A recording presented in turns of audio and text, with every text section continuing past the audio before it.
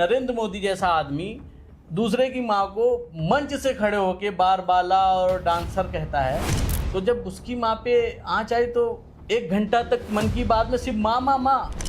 बाबा के बुलडोजर से डर नहीं लगता आप लोगों को? कहा जा रहा है कि मुसलमान बड़े डरे सहमे हैं, कुछ लोग कहते हैं। मुसलमान देखिए, मुसलमानों का इतिहास जिनको नहीं पता है वो कहते हैं मुसलमान डरे सहमे हैं। योगी आदित्यनाथ तो कह रहे हैं सबका साथ सबका विकास, हम मुसलमानों को भी साथ लेकर चल रहे हैं, उनका भी विकास कर रहे हैं। बुलडोजर जो है उनका सिर्फ मुसलमानों के घर के ही सामने खड़ा मिलेगा आपको उत्तर प्रदेश में, सिर्फ यादवों के घर के सामने खड़ा मिलेगा आपको उत्तर प्रदेश में।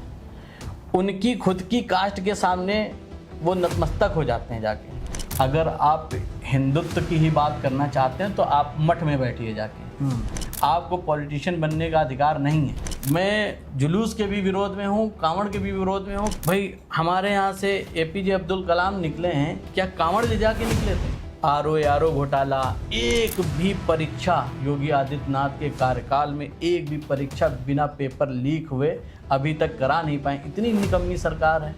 हर आदमी को दर्द होता है जब माँ का स्वर्गवास होता है। अब वो बात अलग है कि मोदी जी को नहीं हुआ, उन्होंने जो अंतिम संस्कार की जो रस्में हुई थी वो तक नहीं पूरी की। हो सकता है उनके फ़ोटोशूट में कोई दिक्कत आ जाती कि सर मुंडवा लेते। तो बहुत साल हो गया आप लोगों की वापसी नहीं हो पाई उत्तर प्रदेश में, क्या वजह मानते हैं और कैसे वापसी कराएंगे?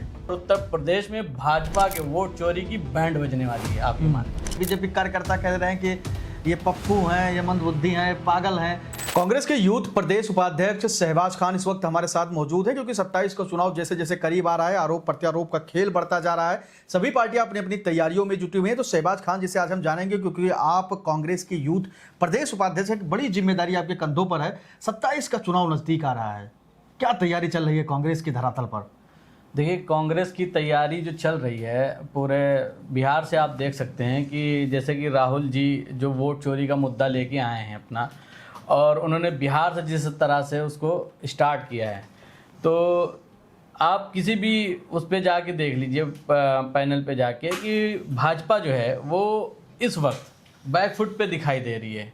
क्योंकि राहुल जी जो वोट चोरी का मुद्दा लेके आए हैं उनके पास इस मुद्दे का कोई तोड़ नहीं है।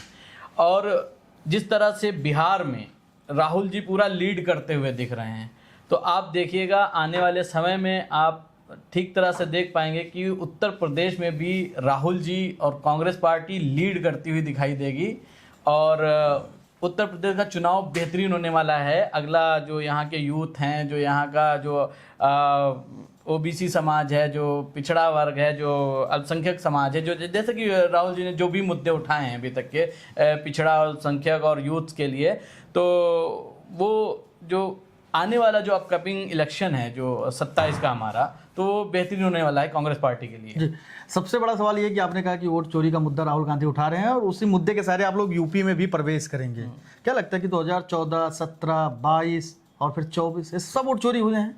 नहीं, देखिए, आपने एक बात कही कि उसी मुद्दे के सहारे, तो मुद्दों का सहारा हमें ज़रूरत नहीं है। कांग्रेस पार्टी अपने आप में सक्षम है, इलेक्शन जीतने में भी सक्षम है, चुनाव जीत सकते हैं। लेकिन अब चुनाव जीतने का तरीका यही, या तो हम भी चोर हों आपकी तरह, और या तो हम उस चोरी को रोक पाएं। तो हम चोर तो नहीं बन पाएंगे, हमें चोरी करनी होती है। हम 70 साल सत्ता में रहे, हम चोरी का पूरा सेटअप तैयार करके रखते हैं, लेकिन हमें चोरी नहीं करनी है।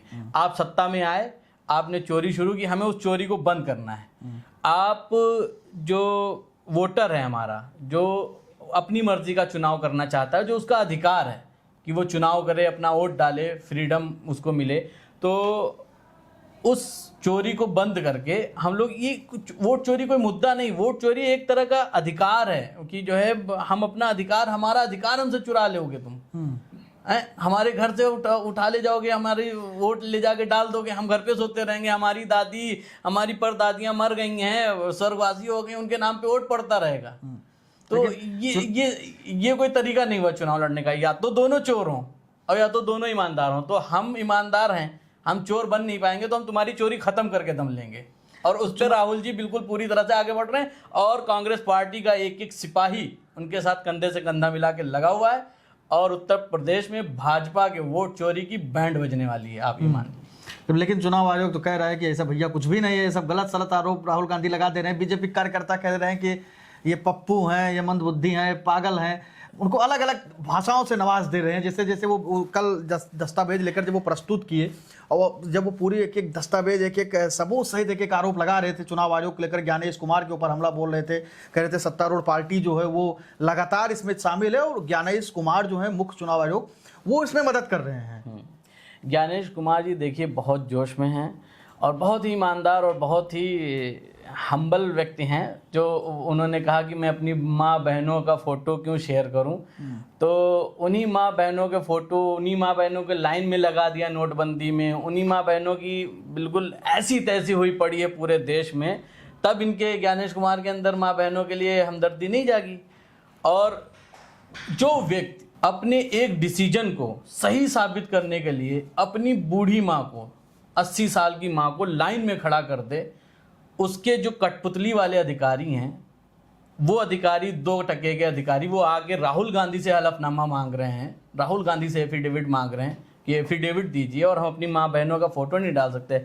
अरे तुम्हारी सत्ता जाती हुई दिखेगी, तुम वोटरों की नहीं, तुम अपनी माँ बहनों के फोटो डालने पे मजबूर हो जाओगे सत्ता बचाने के लिए। तुम लोग इतने गिरे हुए, इतने घटिया लोग हो। आप लोग नरेंद्र मोदी की माँ को गाली दे दी मरे हुए। बिहार में कांग्रेस के ही कार्यकर्ता थे कहा जा रहा है और गाली दे दी प्रधानमंत्री की मां को, उसको लेकर भी बड़ा बवाल हुआ। देखिए कहा गया राहुल गांधी माफी मांगे, राहुल गांधी ने चुप्पी साध ली, कोई माफी भी नहीं मांगी। जब भाजपा के नेता जो है सोनिया जी के बारे में बार बाला और जो है डॉलर वाली गर्लफ्रेंड और पता नहीं क्या क्या बोलते थे अनाप शनाप, तो हमारे नेता उनसे कहते थे कि आप ये बोल रहे हो। राहुल गांधी किसी के कान में कहने नहीं जाते हैं कि मेरी माँ को कहा गया आप उनकी माँ को कहो, आप ये बोल रहे हो। वो जो जिसने भी ये कहा वो भी भाजपा से ही आया हुआ था और ये भाजपा की ही मेंटेलिटी है। भाजपा ने ये बोया था, ये भाजपा काटेगी और आगे आगे काटती रहेगी। और दूसरे की माँ को प्रधानमंत्री लेवल का आदमी, नरेंद्र मोदी जैसा आदमी दूसरे की माँ को मंच से खड़े होके बार बाला और डांसर कहता है, तो जब उसकी माँ पे आँच आई तो 1 घंटा तक मन की बात में सिर्फ माँ माँ माँ माँ याद आने लगी। अपनी माँ माँ है, दूसरे की माँ बार डांसर है। तो क्या मोदी अपनी माँ का नाम लेकर राजनीति में ये शब्द इस्तेमाल कर रहे हैं, भावनात्मक कनेक्शन चाहते हैं लोगों से? नाम लेकर नहीं, देखिए उनकी माता स्वर्गवासी हैं और हर आदमी को दर्द होता है जब माँ का स्वर्गवास होता है। अब वो बात अलग है कि मोदी जी को नहीं हुआ, उन्होंने जो अपने अंतिम संस्कार की जो रस्में हुई थी वो तक नहीं पूरी की। हो सकता है उनके फ़ोटो शूट में कोई दिक्कत आ जाती कि सर मुंडवा लेते, तो हो सकता है उन पर कुछ कमी रह गई हो। उस पर हम नहीं जाएंगे, वो उनका पर्सनल मैटर है कि वो करवाएं ना करवाएं। लेकिन अब फिर कहेंगे जो आदमी अपनी 80 साल की माँ को नोटबंदी की लाइन में खड़ा कर दे 4000 रुपये लेने के लिए, तो ये आप भी जानते हैं, हम भी जानते हैं, देश की सारी जनता जान रही है कि ये कितना जो है दिखावा और ढोंग है। कि ऐसा तो नहीं है कि भाई मैं बहुत छोटा सा एक कार्य करता हूँ और नोटबंदी के टाइम मेरे यहाँ भी दिक्कत आई। मेरे पिताजी 4th क्लास के एम्प्लॉय थे सेंट्रल गवर्नमेंट के, मेरे यहाँ भी दिक्कत आई, तो मैंने अपनी माँ को नहीं खड़ा किया। मैंने लाठी खाली लाइन में खड़े होकर धूप झेल ली, बारिश झेल ली, लेकिन मैं गया 4000 रुपये निकालने। मैं अपनी माँ को नहीं खड़ा किया। मेरी बूढ़ी माँ इसलिए नहीं मुझे पैदा की थी कि मैं जो है 10 लाख का सूट पहन के घूमूं, लग्जरी फ्लैट में रहूं और हवाई यात्राएं करूं और अपनी माँ को धूप में खड़ा कर दूं सिर्फ इसलिए कि मेरी सत्ता की कहीं स्तंभ जो हैं वो डगमगाने ना लगें। तो ये कितनी गिरी हुई, कितनी घटिया हरकतें हैं। तो ये आप देख रहे हैं, जनता देख रही, देश की जवाब मिलेगा। आप कांग्रेस के यूथ उपाध्यक्ष हैं, एक बड़ा जिम्मेदारी माना जाता है, अहम भूमिका होती है आप लोगों को यूथ को, खासकर युवाओं को जोड़ने का। कैसे जोड़ेंगे 27 चुनाव तक? क्योंकि युवा तो एकदम कांग्रेस से बहुत दूरी बना लिया बहुत दिन से, या युवा कहें या तमाम मतदाताओं को कहें, बहुत साल हो गया आप लोगों की वापसी नहीं हो पाई उत्तर प्रदेश में। क्या वजह मानते हैं और कैसे वापसी कराएंगे? देखिए ये बहुत ही चिंता का विषय है कि यूथ जो है बहका हुआ है और आने वाले 50 साल बाद जब इतिहास लिखा जा रहा होगा नरेंद्र मोदी के कार्यकाल का, तो हिंदू इतिहासकार ही नरेंद्र मोदी को बहुत क्रूर शासक के रूप में दिखाएंगे। क्योंकि आज का वो दौर नरेंद्र मोदी और योगी आदित्यनाथ ने लाके खड़ा कर दिया है कि इंटर कॉलेज के लड़के और ग्रेजुएशन करने वाले लड़के वो अपनी परीक्षाएं छोड़ के कांवड़ यात्रा को इम्पोर्टेंस दे रहे हैं। तो ये जो वक्त चल रहा है, ये मैं अपने हिंदू भाइयों से कहना चाहता हूँ कि आप लोग जागिए। क्या आपके बच्चे अगर कांवड़ यात्रा लेके जाते रहेंगे परीक्षाएं छोड़ छोड़ के, तो आने वाले 10, 20, 50 साल बाद उनकी क्या स्थिति होगी। तो ये जो आने वाला वक्त है, जो धर्म के नाम का नशा, धर्म के नाम की अफीम चटाई गई है उत्तर प्रदेश और पूरे देश के युवाओं को, ये बहुत ही भयानक है। तो ये तो आपके ऊपर भी आरोप लगा देंगे, आपका नाम शहबाज खान है, आपको तो कह देंगे कि आपके जो समाज के लोग हैं वो मदरसे में पढ़ना चाहते हैं, मदरसे हम इंग्लिश मीडियम में नहीं पढ़ेंगे, विरोध करेंगे। आप हिंदू कांवड़ियों को अगर कहेंगे तो आपके ऊपर आरोप लगा देंगे कि ये लोग नमाजी हैं, ये लोग सड़क पे नमाज पढ़ देते हैं। देखिए, हम सिर्फ हिंदू कांवड़ियों को नहीं कह रहे हैं, वो हिंदुओं को भड़का रहे हैं। वो हिंदुओं को मुद्दा बना के, हिंदुत्व को मुद्दा बना के, अयोध्या को मुद्दा बना के, राम मंदिर को मुद्दा बना के अगर आप सत्ता में आए हो तो आपने दिखाया कि मुसलमान हिंदू विरोधी है और मुसलमान हिंदुओं का अच्छा नहीं चाहता। तो आप चाहते हो तो आप ये बताओ कि कांवड़ ले जाके, जिस हिंदू का आप अच्छा चाहते हो वो हिंदू कांवड़ ले जाके तरक्की कर पाएगा। भाई, हमारे यहाँ से APJ अब्दुल कलाम निकले हैं, क्या कांवड़ ले जाके निकले थे या जो 12 अफ़ात का जुलूस निकाल के निकले थे? नहीं। मैं जुलूस के भी विरोध में हूँ, कांवड़ के भी विरोध में हूँ कि शिक्षा पे ध्यान दिया जाए। चूँकि मैं यूथ से बिलोंग करता हूँ और मुझे पता है कि आज की जो पॉलिटिक्स है इस कदर के निचले स्तर की हो गई है, इस कदर की गंदी हो गई है कि जात, बिरादरी, धर्म और दुनिया भर की बातें होती हैं। और 69,000 शिक्षक भर्ती, RO घोटाला, एक भी परीक्षा योगी आदित्यनाथ के कार्यकाल में एक भी परीक्षा बिना पेपर लीक हुए अभी तक करा नहीं पाए। इतनी निकम्मी सरकार है और युवाओं को बस डिग्रियां बिल्कुल रेवड़ी की तरह बांट रहे हैं डिग्रियां। तो डिग्रियां लेके युवा करेगा क्या? योगी आदित्यनाथ तो कह रहे हैं सबका साथ, सबका विकास प्लस सबका विश्वास। हम मुसलमानों को भी साथ लेकर चल रहे हैं, उनका भी विकास कर रहे हैं। अगर हम राशन दे रहे हैं तो उनको भी उतने दे रहे हैं, अगर हॉस्पिटल बन रहा है तो उनके लिए भी उतने ही बन रहा है। सब कुछ हम व्यवस्थाएं कर रहे हैं। हाँ। मानते हैं कि मुसलमानों के कुछ अलग थलग है उत्तर प्रदेश में? हाँ बिल्कुल, वो सबका साथ सबका विकास, लेकिन ये सबका साथ सबका विकास के नारे से नहीं आए थे। लेकिन जैसे सबका साथ सबका विकास के वो दावा कर रहे हैं, तो बुलडोजर जो है उनका, जो बहुत ही चर्चित उनका एक हथियार है, वो बुलडोज़र सिर्फ मुसलमानों के घर के ही सामने खड़ा मिलेगा आपको उत्तर प्रदेश में। सिर्फ यादवों के घर के सामने खड़ा मिलेगा आपको उत्तर प्रदेश में। उनकी खुद की कास्ट के सामने वो नतमस्तक हो जाते हैं जाके। विकास दुबे के यहाँ तो बुलडोजर चला दिया। क्या कोई ऐसा एग्जाम्पल है आपके पास कि किसी बड़े बाहुबली, क्या उत्तर प्रदेश में कोई ठाकुर बाहुबली नहीं रहा है?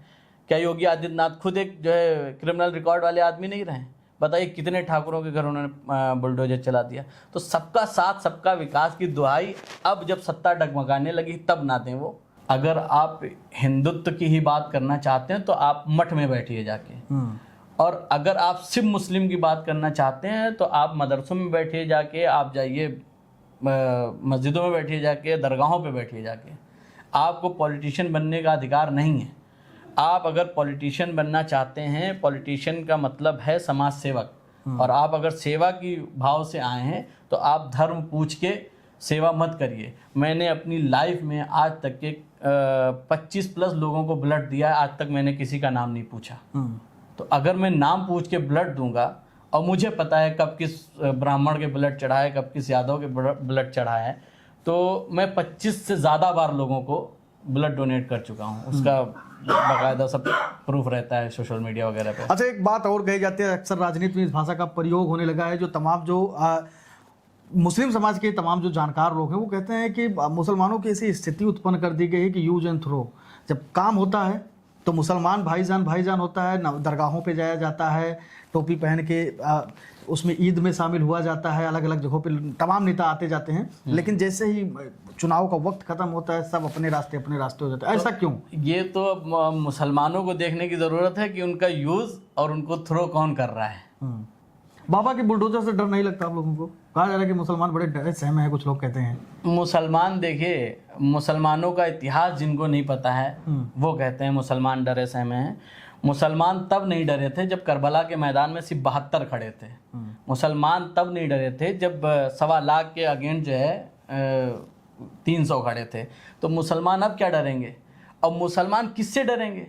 मुसलमान वहाँ उस सत्ता से डरेंगे जो सत्ता खुद मुसलमानों का डर दिखा के सत्ता में आई है। भाई वो सत्ता में आए कैसे? वो हमारे हिंदू भाइयों के दिमाग में ये उन्होंने ब्रेन वॉश किया कि मुसलमान तुम्हें ख़त्म कर देंगे, मुसलमान तुम्हारी गाय भैंस छीन लेंगे, मुसलमान तुम्हारे मंगलसूत्र छीन लेंगे। जो सत्ता ये कह के सत्ता में आई है जो पार्टी, उससे मुसलमान डरेगा। लव जिहाद एक टैग लगा दिया आपके ऊपर, आपके समाज के ऊपर। लव जिहाद, लव जिहाद का ये है कि अपने घरों में जो है सब मुस्लिम दामाद लेके बैठे हैं और कोई गरीब बच्चा या बच्ची अगर अपनी पसंद से शादी कर रहा है तो उसको लव जिहाद का टैग दे रहे हैं। जो उनके दामाद हैं, चाहे वो शहनवाज हुसैन हो, चाहे मुख्तार अब्बास नकवी हो, चाहे जो भी हो, वो सब जो है लव जिहाद की कैटेगरी में नहीं आते। तो इन लोगों ने एक, देखिए ये उत्तर प्रदेश और पूरे देश के युवाओं को सोचने वाली बात है। इन लोगों ने हमको तो सिखाया हिंदू, मुस्लिम, यादव, दलित, ब्राह्मण, लेकिन इन लोगों ने जो ऊपर लेवल पे एक जो कैटेगरी बनाई वो सिर्फ 2 कैटेगरी में है, गरीब और अमीर। अमीर में ना इनको हिंदू, मुस्लिम, यादव, दलित, कोई अमीर अगर है तो ये सब भाई भाई हैं। और जो गरीब है, मिडिल क्लास है, जो जूझ रहा है जिंदगी में अपने, तो वो उसको ये समझाते हैं कि ये दलित है, इसके साथ मत बैठो। वो यादव है, वो अखिलेश यादव का आदमी है, उसके साथ मत बैठो। ये ठाकुर है, ये ब्राह्मण है, इन्होंने तुम्हारे साथ अत्याचार। तो ये सब इनकी खुद की बनाई हुई कहानी है। लव जिहाद और हम लोग वही है कि सांस भी ले ले तो सांस जिहाद ये लोग बता देंगे। तो इनके पास और कोई कॉन्सेप्ट नहीं बताने के लिए। अच्छा, मुसलमानों की जो स्थिति है अभी खासकर उत्तर प्रदेश की, चाहे वो राजनीति हो, शिक्षा हो, स्वास्थ्य हो, हर मामले में, या नौकरी हो, बहुत पीछे रह गए हैं। वजह क्या मानते हैं? मुसलमानों के पीछे रह जाने का कारण क्या है? फिर मैं वजह जो है किसी सरकार को दोष नहीं देना चाहूँगा, किसी सरकार को। मैं खुद एक मुसलमान हूँ और अगर मैंने पढ़ाई नहीं की, मैंने अपने बच्चों को नहीं पढ़ाया, मेरे माँ बाप मुझे ना पढ़ाते, तो उसमें किसी अखिलेश यादव, किसी राहुल गांधी या किसी भी नेता की उसमें दोष नहीं है। उसमें दोष है परिवार का कि जब बच्चा बस्ता छोड़ के और धरनों में जा रहा है, जुलूसों में जा रहा है, या धार्मिक कार्यक्रमों में जा रहा है, तो उसको क्यों नहीं रोका जा रहा है, या उसको ये प्रायोरिटी क्यों नहीं बताई जा रही है कि ये किताबें तुम्हारे लिए ज़्यादा ज़रूरी हैं, नारे बाद में लगा लेना जाके, किताबें ज़्यादा ज़रूरी हैं। तो जो एजुकेशनल जो पिछड़ापन है मुसलमानों का, या फाइनेंशियल जो पिछड़ापन है, ये मुसलमानों की खुद की अपनी देन है।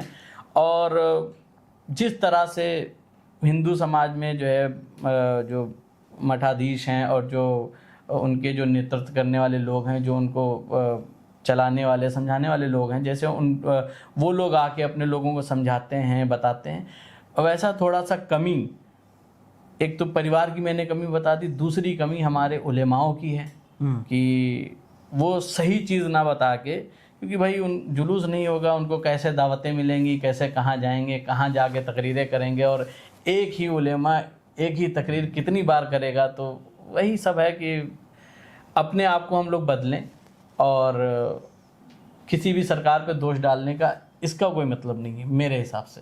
असदुद्दीन ओवैसी मुसलमानों के बड़े नेता माने जाते हैं और अपने आप को कहते भी हैं, और वो बार बार आरोप लगाते हैं कि ये कांग्रेस वाले, ये सपा वाले मुसलमानों के रहनुमा बनते हैं, लेकिन है नहीं।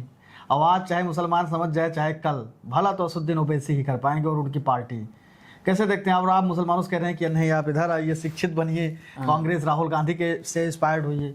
नहीं, देखिए, जैसे कि हम कह रहे हैं कि मुसलमानों से कि शिक्षित बनिए, तो ये एक जुमला ऐसा है जिसपे हम और ओवैसी साहब शायद दोनों ही इत्तेफाक रखते हैं कि शिक्षित बनिए। ये बात वो भी कहते हैं और ये बात मैं भी कहता हूँ। आपसी राजनीतिक इख्तिलाफ अपनी जगह पे हैं, लेकिन मुसलमानों की जब बात आती है तो अगर आप खुल के बोल नहीं पा रहे हो, अगर आप किसी पार्टी में, अगर मैं कांग्रेस में हूँ और मैं इस डर से अपने किसी भाई का, मुस्लिम हो, हिंदू हो, कोई हो, उसका भला नहीं कर पा रहा हूँ कि अगर मैं ये बात बोलूँगा तो मैं पार्टी लाइन से हट जाऊँगा और इसका मुझे जो है नुकसान उठाना पड़ेगा, तो कहीं ना कहीं मेरे हिसाब से वो ठीक नहीं है। 27 चुनाव में कांग्रेस की क्या स्ट्रेटजी रहने वाली, किस रणनीति के तहत आप लोग जनता के बीच में जा रहे हो, क्या क्या मुद्दे जो हैं वो प्राथमिकता के साथ आप रखेंगे? सबसे पहला जो मुद्दा होगा वो बेरोजगारी का ही होगा। बेरोजगारी। हमने एक कैंपेन भी चलाया था रोजगार को लेके, युवा मांग पत्र करके।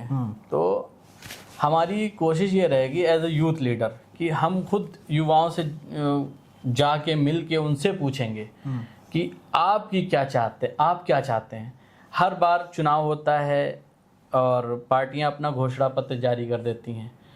क्या कभी उन्होंने किसी युवा से, किसी शिक्षित बेरोजगार से, किसी मजदूर से उनका मांग पत्र मांगा कि आपकी क्या मांग है, इस बार चुनाव किस मुद्दे पे लड़ा जाए?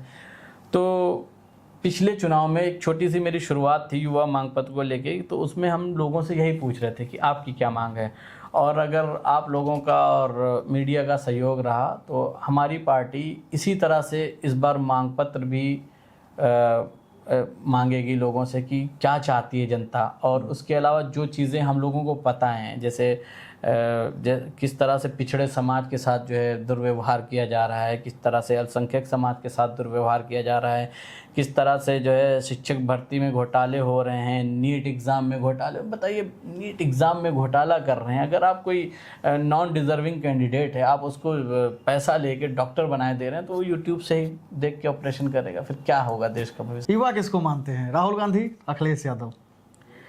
देखिए, युवा मैं हूँ युवा मैं हूँ। और युवा का जो कांग्रेस पार्टी और राहुल गांधी जो जैसे भाजपाई कुछ तंज कसते हैं कि वो अभी तक युवा हैं, तो युवा का मतलब किसी की एज से नहीं होता है, विचारधारा से, विचार से होता है कि आपके विचार कैसे हैं। अब आप अगर 30 की उम्र पे आप डर रहे हैं घर से निकलने से, आप शाम को जो है दही खाने से डर रहे हैं कि जुकाम हो जाएगा, तो आप युवा नहीं हो। और अगर आप 50 की उम्र में और -डिग्री के टेम्परेचर में टी शर्ट पहन के घूम रहे हो, तो आप युवा हो। एक एक लाइन का हम आपसे जवाब लेंगे। राहुल गांधी को एक शब्द में बताएं क्या है?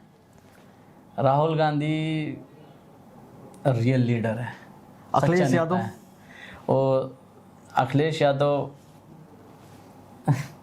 अखिलेश यादव के बारे में क्या बताऊं कि अखिलेश यादव से इतना मेरा वो नहीं रहा, लेकिन एक लाइन में अगर उनके बारे में कहूँगा तो उत्तर प्रदेश के लिए वो उत्तर प्रदेश का भविष्य है, उपयोगी हैं।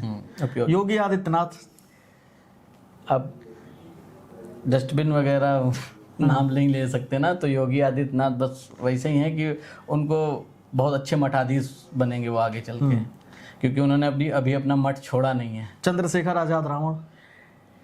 चंद्रशेखर आज़ाद एक मौके का वो हैं, मतलब एक मौका था ऐसा, एक माहौल बना ऐसा कि वो उसकी समझ लीजिए उपज है बस। लास्ट सवाल हम आपसे एक और लेंगे। क्या समाजवादी पार्टी के साथ 27 तक कांग्रेस का गठबंधन रहेगा? और एक यूथ कांग्रेस के प्रदेश उपाध्यक्ष होने के नाते क्या आप चाहते हैं कि सपा के साथ जुड़ाव रहे, ये युद्ध जीतने के लिए या ये चुनाव जीतने के लिए? देखिए, अगर कोई सत्ता, कोई पार्टी उत्तर प्रदेश के नौजवानों का, उत्तर प्रदेश की जनता का इतना बुरा हाल कर रही, इतना नुकसान कर रही, तो उसको हटाने के लिए हमें समाजवादी या किसी भी पार्टी के साथ जाना पड़ा। तो जैसा कि हमारे राहुल जी का भी सीधा सीधा कमिटमेंट है कि हम जाएंगे, तो हम लोग किसी के भी साथ मिलके, जब कहीं पे गरीब, दलित, पिछड़े, अल्पसंख्यक, युवा, बेरोजगार का भला हो रहा होगा, तो उसके लिए हमें किसी का भी हाथ पकड़ना पड़ेगा, हम पकड़ेंगे। राहुल जी देश का भविष्य हैं और उन्हें पूरी देश की चिंता है। उत्तर प्रदेश को अच्छे से कौन चला सकता है, ये मुझसे बेहतर राहुल जी और शीर्ष नेतृत्व जानता है, तो ये वो डिसाइड करेंगे। लेकिन देश के और प्रदेश के भले के लिए किसी का भी हाथ थामना पड़ा तो हम लोग थामेंगे। कांग्रेस यूथ के प्रदेश उपाध्यक्ष शहबाज खान जी इस वक्त हमारे साथ मौजूद थे। उनसे हमने बातचीत की कई सारे मुद्दों पर, चाहे वो कल जो राहुल गांधी ने प्रेस कॉन्फ्रेंस किया था वोट चोरी को लेकर और जिस तरीके से चुनाव आयोग को घेरा था उस पर भी हमने बातचीत किया, बिहार चुनाव को लेकर बातचीत की, उत्तर प्रदेश के भविष्य को लेकर बात की और 27 चुनाव को लेकर बात किया, अखिलेश यादव, योगी आदित्यनाथ, बाबा का बुलडोजर, अलग अलग मुद्दों पर हमने बातचीत की और आपने बेबाकी से अपनी राय रखी। कैमरा सहयोगी शिवांशु पटवा के साथ मैं संजय पाटिल।